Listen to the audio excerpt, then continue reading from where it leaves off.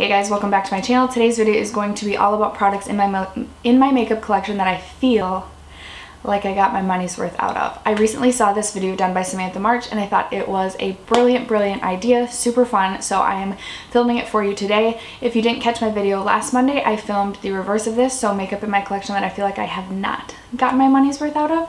So if you're interested in checking that out, I will also leave that linked down below. I can't remember if I mentioned, but I'll leave Samantha's channel as well as her videos linked down below. But if you're interested in seeing the 5 makeup products in my collection that I feel like I've gotten my money's worth out of, then just keep watching. Alright, so I'm going to kick it off with a palette. It is the Tartelette in Bloom. This is the first palette that I bought when I really got into YouTube. Not the first palette that I ever bought, but I remember like coming up with my list of things that I had like saved to like $300 and I was going to go buy a bunch of makeup after watching YouTube for a good 2 to 3 months. I'm gonna close this while I tell this story. So I remember saving like $300 up and I had like a list of things that I wanted to get. It was like I obviously needed like eyeshadow, foundation, blush, like I wanted to cover all realms of the spectrum. And this was the eyeshadow palette that I decided to purchase, and I have used the heck out of this. It looks super dirty. I know like this is mirrored so it's a little bit blinding, but it looks super dirty. Basically this whole side of the palette, these 6 shadows all have serious dips in them, as well as these 2 shimmery shades. The darker mattes obviously I don't go in as heavy handed with, so it doesn't have as significant of a dip in them. But I've taken this palette traveling with me many times.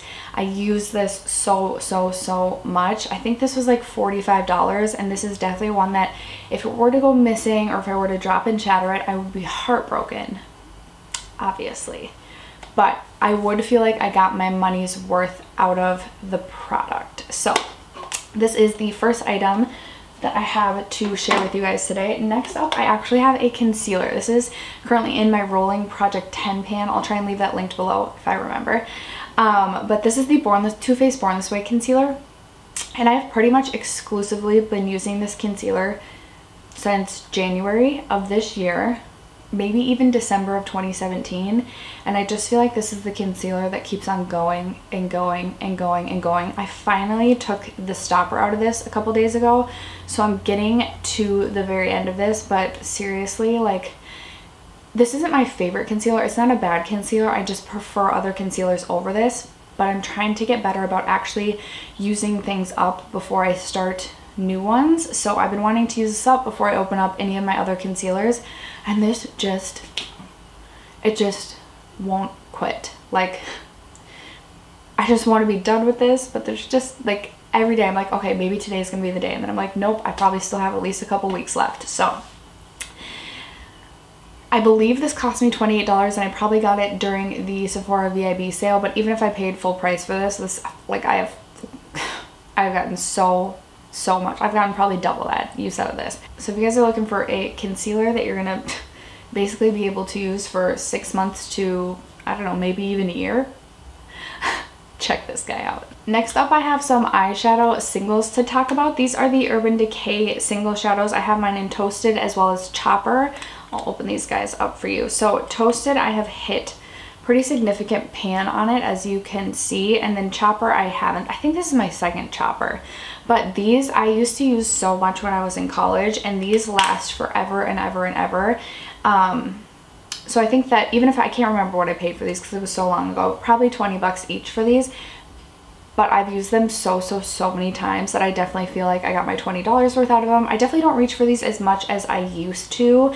I need to like pull these into like my everyday makeup drawer so that I can get more use out of them, but I really enjoyed these shadows at one point in my life, and I definitely feel like even if these were to go missing or to go bad at this point, like I definitely feel like I got my $20 out of each of these. Another item in my project pan, so I'm not going to open it for you guys because I will have my update to my pan 18 and 2018 coming at the end of this month, but this is the Hoola Benefit Bronzer in a mini size.